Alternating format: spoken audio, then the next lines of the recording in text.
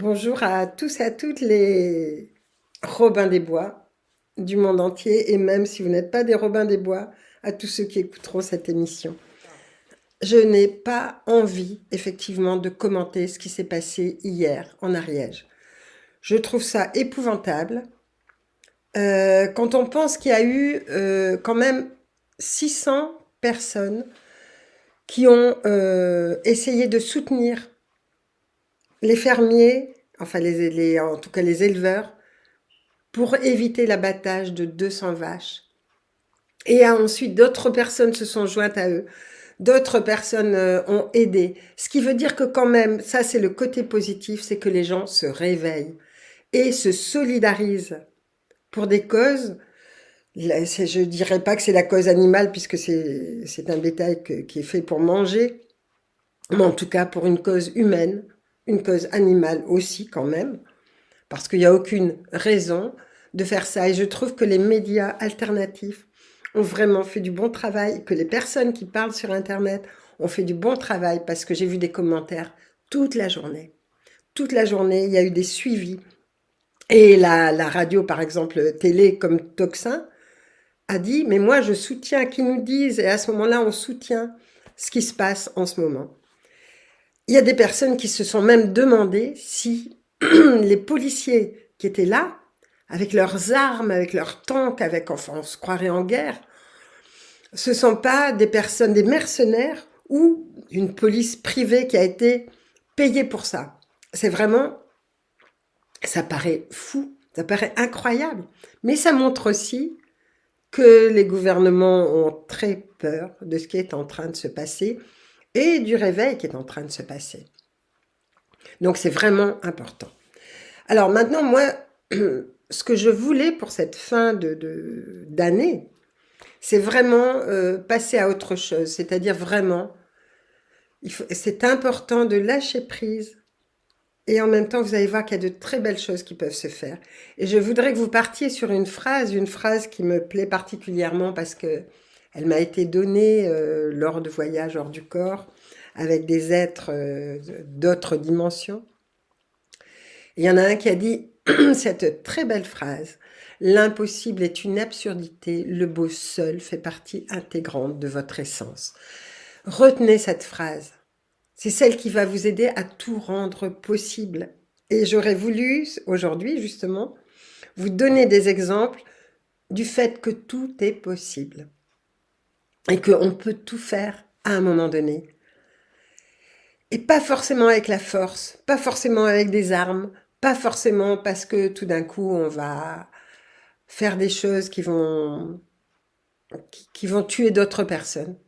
Au contraire, vous allez voir. Alors justement, on essaie de nous mettre les uns contre les autres. Donc on veut nous montrer que les musulmans sont en train de détruire les sapins de Noël, de torturer les ânes qui sont dans les crèches, de détruire les crèches, d'aller sur les marchés de Noël pour dire des imbécilités.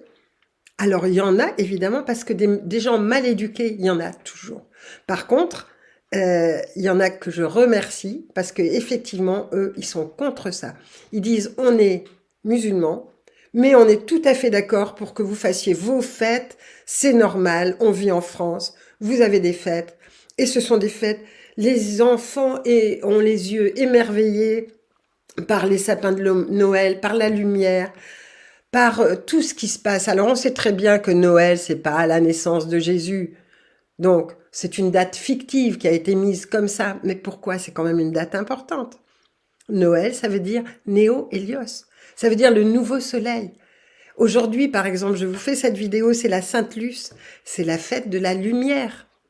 Donc, c'est un moment important, mais important pour tous. C'est pas juste une histoire de chrétiens. Alors, des imbéciles, il y en a eu dans toutes les religions.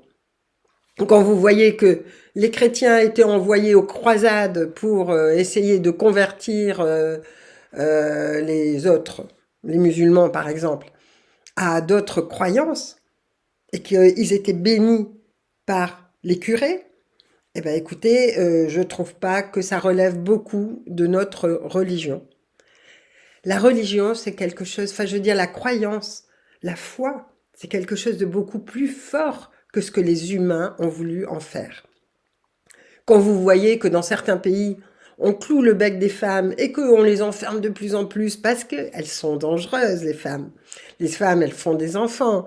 Les femmes, comme je l'ai déjà dit, elles ont elles ont des idées et que effectivement, elles deviennent dangereuses pour des États qui veulent être répressifs et qui veulent tout contrôler. C'est ce qui se passe en ce moment. Et en ce moment, j'admire ces musulmans français qui déclarent ouvertement, mais écoutez, faites vos fêtes, et nous, quand on fait nos fêtes, eh ben, on vous invite et on est aussi avec vous. C'est très chouette. Et pour ça, je voulais vous parler d'une fête. En Bretagne, chaque 4e week-end de juillet, les chrétiens et les musulmans, main dans la main, fêtent depuis 70 ans une fête qu'ils appellent la fête du pardon, où en fait, ils se retrouvent pour célébrer des saints qui sont communs aux deux religions. Ce qui prouve que la diversité des croyances et la paix ne sont pas incompatibles, et que ce sont des gens incultes et qui sont poussés par des gens qui savent très bien ce qu'ils font pour diviser les personnes. Donc surtout, n'allez pas dans ce sens, faites attention à ce qui est dit. Alors après, je voulais aussi vous parler de... Bon, il y a aussi des nouvelles que je prends dans un site que j'aime bien qui s'appelle Impact Story. Et allez-y, vous allez voir, il y a 100% des bonnes nouvelles et c'est sympa. Donc, par exemple, il y a un Jumbo, enfin un supermarché en Hollande, où ils ont décidé d'ouvrir une caisse lente. Une caisse où des personnes âgées, par exemple, peuvent bavarder avec la caissière. C'est tout bête, mais en même temps, c'est intéressant. Ça veut dire que on pense à l'humanité, on pense à la relation, on pense à quelque chose d'affectif. Donc, c'est beau. Donc, en Indonésie, ils ont interdit la viande de chien, la viande de chat, il était temps, bon, ça d'accord. Mais il y a quand même des lois qui sont en train de passer. En Italie, sous Meloni, il y a une loi où qui sont en train d'étudier, elle n'est pas encore passée, hein, mais qui sont en train d'étudier de façon à baisser les impôts des contribuables pour qu'ils soient moins oppressés et à augmenter des taxes, par exemple pour les banques, les assurances ou d'autres grands organismes de ce type. On va voir si ça va passer. En tout cas, l'idée est dans l'air, ce qui est déjà pas si mal. Maintenant, l'histoire des déforestations. Il y a quand même quelque chose de chouette. Alors, on entend partout sur les réseaux qu'il y a des déforestations, enfin non, des reforestations plutôt, des gens riches qui sont en train d'acheter des hectares et des hectares de forêt pour pas qu'on y touche, de forêt amazonienne. Moi, ce qui m'inquiète surtout, c'est que quand je sais que Bill Gates en fait partie, pour moi, je ne sais pas si c'est une bonne nouvelle. C'est un peu comme ce qu'on est en train de faire justement là, avec ce qui s'est passé hier. C'est-à-dire, on est en train de vouloir, en fait, mettre à plat toute notre agriculture, tout notre élevage. Alors bon, moi qui suis végétarienne, je ne suis pas pour l'élevage évidemment, mais l'agriculture, l'élevage, et après, qui est-ce qui va racheter ça?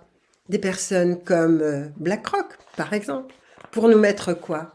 Des usines merdiques, c'est le cas de le dire, avec des produits toxiques, à bas prix, et où ils vont vendre quelque chose qui sera épouvantable et qui va encore nuire à la population parce qu'ils n'en ont rien à faire. Et c'est grave, c'est extrêmement grave. C'est pour ça qu'il faut vraiment trouver des solutions. Je sais que l'humanité est suffisamment intelligente pour trouver des astuces et on va en trouver. On va en trouver.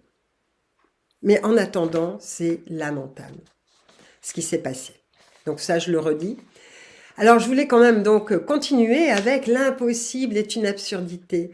Par exemple, je reçois une nouvelle comme quoi un papa trisomique a permis à son enfant, mais je suppose qu'il n'a pas été tout seul pour élever son fils, enfin, j'en sais rien, de devenir un chirurgien dentiste connu en Syrie.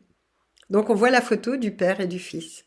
C'est une belle photo et ça signifie que tout est possible. Une autre chose que j'ai trouvée vraiment importante C'est un homme, un musicien noir, qui en fait a été repéré par quelqu'un du Ku Klux Klan. Donc vous voyez, ceux qui tuent les Noirs, ceux qui brûlent les croix, enfin, etc. Bon. Et qu'est-ce qu'il a fait cet homme? Il s'est absolument pas opposé. Il est devenu ami avec ce gars du Ku Klux Klan. Et ensuite, il a essayé, il est continué à aller les voir. Il a été évidemment très critiqué, il a été bon, bousculé. Il a continué, sans jamais faire la guerre, sans jamais, juste en parlant avec eux. Et vous savez ce qui s'est passé? Alors, je suis en train de chercher justement au bout de combien de temps ça s'est passé. Eh bien, 200 d'entre eux, au bout d'une trentaine d'années, ont quitté l'organisation du Ku Klux Klan et lui ont offert les vêtements en hommage pour dire que, ok, il posait les armes. Et cet homme-là, vous allez voir son info. Alors vous allez me dire, bah oui, tu trouves toujours tes infos sur des sites où nous, on n'a pas envie d'aller. Mais pour l'instant, c'est comme ça. Et puis j'espère que vous pourrez trouver ces infos ailleurs. Moi, c'est vrai que ça me fait gagner du temps, mais je suis d'accord. D'ailleurs, ce qui est intéressant, c'est que les jeunes maintenant sont en train de quitter les réseaux sociaux. Alors pas tous, évidemment, mais il y a quand même des jeunes qui tout d'un coup, et que j'ai rencontrés aussi, qui me disent, mais moi un téléphone c'est fait pour téléphoner, j'ai un téléphone à clapper, ça suffit largement. Il n'y a pas que des jeunes d'ailleurs qui font ça.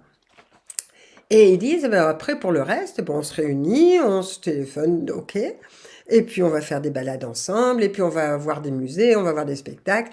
Il y a tellement de choses à faire. Et je trouve ça assez génial. Donc, c'est chouette. Je veux dire, on peut dire que ce sont de bonnes et de belles nouvelles. L'histoire encore, bon, évidemment, il y a un homme. Ah oui, alors j'ai trouvé l'histoire intéressante parce que là aussi on dit, ouais, les crocodiles, c'est comme les reptiliens, c'est assez dégueulasse, etc., etc. Il y a un homme, et lui, il a trouvé un crocodile qui était blessé. Un gros crocodile quand même, d'après les photos. Il le trouve blessé, il l'emmène, il le nourrit, il le soigne, et ils sont devenus amis. Et pendant 20 ans, ils sont devenus des amis. Ils ont même fait comme des spectacles pour les touristes. Je crois que c'est au Costa Rica d'ailleurs. Et au bout de 20 ans, ben évidemment, le crocodile est mort. Et là, l'homme était effondré parce qu'il dit, je ne retrouverai jamais une amitié pareille. C'est beau. Je trouve qu'il y a quand même de très belles choses sur Terre. Et il y a de très belles personnes. Et celle-là, ben, c'est pas celle-là qu'on montre. On va nous montrer ceux qui font les attentats, ceux qui vont détruire les sapins de Noël. Alors, on n'a plus le droit de faire des crèches, on n'a plus le droit de dire joyeux Noël. Moi, je vous dis, j'espère que vous passerez de très belles fêtes de Noël et je vous souhaite de joyeux Noël. C'est sûr. Il y a une chaîne. Alors, il y a quand même un avertissement, par exemple. Il y a une personne, là, justement, sur Internet, qui fait un avertissement en disant, écoutez, ce que regardent vos enfants, faites attention. Par exemple, il parle de Nickelodeon. Et il a décrypté le nom de Nickelodeon. C'est « Je m'en fiche de Dieu », ça veut dire. Il dit, il y a beaucoup de chaînes satanistes qui sont en train d'induire des images subliminales dans les dessins animés des enfants. Bon, ben ça, c'est depuis longtemps, évidemment, puisque Walt Disney le fait aussi. Il faut faire attention à tout ça. Et c'est pour ça que maintenant, je vois beaucoup sur Internet des jeux qui permettent aux enfants de ne pas être trop sur les écrans. Et des parents qui font attention à ce que leurs enfants ne soient pas trop aussi sur les écrans. De quoi je voulais vous parler encore? Ah oui, au cœur du Sahara, ils ont découvert une momie avec un ADN qui n'est pas humain. Donc il y a des choses qui vont commencer à ressurgir. Alors vrai, pas vrai, il y aura toujours des démentis, il y a des gens qui vont dire « Ah ouais, mais non, c'est pas ça ». Bon, écoutez, moi ce qui m'a été dit, c'est que l'Atlantide va ressurgir, des villes de l'Atlantide, et qu'on ne pourra plus nier l'histoire de ce continent. Et je trouve ça magique. Ça veut dire quoi? Ça veut dire qu'il y aura peut-être des tsunamis, ça veut dire qu'il y aura peut-être des tremblements de terre. Pour que ça ressurgisse, évidemment, il faut qu'il se passe quelque chose. Mais en même temps, vous allez voir, c'est quand même magique, parce qu'une fois qu'on aura décidé et vu qu'il y avait d'autres continents, à ce moment-là, il y a d'autres portes qui vont s'ouvrir. Il y a d'autres périodes. On va arrêter de croire aux imbécilités dont on nous a nourris depuis des centaines et des centaines d'années, si ce n'est des milliers d'années. Je regarde encore. Il y a Enimen et sa fille, donc des gens connus, qui ont investi 700 000 $ pour effacer les dettes des cantines de 103 écoles aux États-Unis. C'est un beau geste. Il y a des gens qui sont capables de beaux gestes, où ils ont de l'argent, où ils n'ont pas d'argent. Par exemple, les gens qui ont fait une reforestation, eux, ils n'avaient pas forcément d'argent, ils ont fait une OGN. Et ils se sont débrouillés pendant des années pour remettre des arbres et recréer une forestation magnifique. C'est ce que j'avais envie de vous dire en fait, parce que j'avais envie de vous donner de bonnes nouvelles, j'avais envie de vous dire, écoutez, quoi qu'il arrive, arrêtez de chercher à l'extérieur de vous ce qui est à l'intérieur de vous. Le beau fait partie intégrante de notre essence. L'impossible est une absurdité. Donc, dites-vous d'emblée que pour l'année qui vient, tout est possible. On a une fin d'année qui est compliquée, où on a l'impression qu'on est dans une lessiveuse. Et moi, j'ai eu l'impression vraiment de gros nettoyage. Que ce soit au niveau de la santé, que ce soit à d'autres niveaux. De gros nettoyage bénéfiques. Parce que ça va nous permettre de repartir. C'est comme si on faisait un reset. À un moment donné, ok, on arrête. Et qu'est-ce qui se passe? Eh bien, on va aller vers autre chose. On va changer notre façon de penser. On va changer nos pensées. Et là, nous sommes tellement puissants avec nos pensées que les êtres qui ont envie de dominer le monde n'imaginent même pas qu'on va pouvoir se servir de nos pensées et de notre façon d'être au monde pour changer le monde. Et c'est pour ça que j'avais envie de vous donner ces exemples-là. Vous allez voir, cherchez-les. Si vous n'avez pas Instagram, cherchez-les ailleurs. Mais pensez à ce que je viens de dire aux gens que j'ai cités, partout dans le monde, riches, pauvres, noirs, blancs, d'une religion ou d'une autre, ça n'a aucune importance. On est tous avec un sang qui coule dans nos veines, avec la divinité en nous, quel que soit le divin que l'on prie, mais qu'on arrête de croire ceux qui veulent dominer le monde et qui sont en train de créer une emprise sur nous. Mais l'histoire d'hier avec les vaches, avec les fermiers, ça m'a montré aussi que l'emprise, ils l'ont pas encore. Et que peut-être qu'ils ne s'attendaient pas à ce qu'il y ait de telles réactions. Parce que franchement, amener des espèces de chars comme si on était en guerre, c'est vraiment montrer de la peur. Et ça, pour moi, c'est quand même le côté positif de ce qui s'est passé. Alors, il y a autre chose dont je voulais vous parler, une petite minute, c'est qu'il y a des personnes au Québec qui font un travail très chouette pour éloigner et dissoudre la nocivité des chemtrails. Et ils se font aider par des êtres de la nature. Donc, je vais vous mettre la petite vidéo qui les concerne. Si vous avez envie de les joindre ou si vous avez envie de faire pareil, ils vont vous expliquer comment. Et essayez, faites-le. Enfin non, essayez pas. Faites. Faites ce que vous pensez juste. Mais je trouve que c'est une belle initiative. Plus il y aura des initiatives de ce type dans le monde, et plus le monde va changer. C'est pas parce qu'on va faire la guerre que ça va changer. Et ça, c'est les incultes qui pensent ça. Les incultes qui trouvent que, sur les marchés de Noël, il faudrait qu'il y ait d'autres choses que des choses de Noël. Eh ben non, sur les marchés de Noël, il y a des choses de Noël. Et quand on ira à un marché, là, on s'en va au Maroc, dans le désert, eh ben on sera très heureux d'avoir des choses marocaines et du désert. C'est tout. C'est comme ça. Je veux dire, la vie, c'est ça. Alors, cette fois-ci, je vous montre aussi quand même que les cartes des êtres de la nature sont arrivées. Je sais que vous êtes nombreux à les prendre. C'est super. Et regardez, comme ils sont mignons.